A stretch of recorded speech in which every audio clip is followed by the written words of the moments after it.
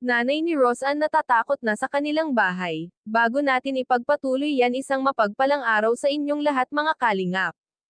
Muli ngang pumunta si Kalingap Rob sa bahay nila Roseanne upang kumustahin ito. Nakita na naman nila na nagtitinde si Roseanne ng walis. Sinabi ni Kalingap Rob na huminto na ito sa pagtitinde ng walis. Wala daw kasi siyang magawa sa bahay nila kaya habang walang pasok ay nagtitinde-tinda muna siya para madagdagan ang kanyang ipon. Kinumusta ni Kalingap Rob ang lupa na pagtatayuan ng bahay ni Roseanne at isusunod na daw yon na matatayuan ng bahay. Sinabi ng nanay ni Roseanne na medyo may problema at ang may-ari nga ay ayaw nang kumuha ng abogado para sa pirmahan. Kaya patuloy na inaayos pa ng nanay ni Roseanne ang titulo.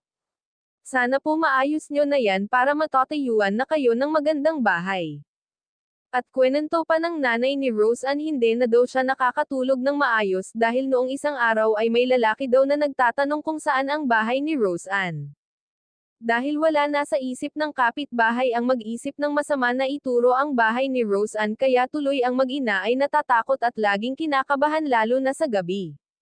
Dahil yung lalaki na nagtatanong ay hindi nila kilala yon at bago lang sa paningin nila, kaya nag-iisip ang mag-ina kung sino ang lalaki na yon at baka may binabalak na masama sa kanila.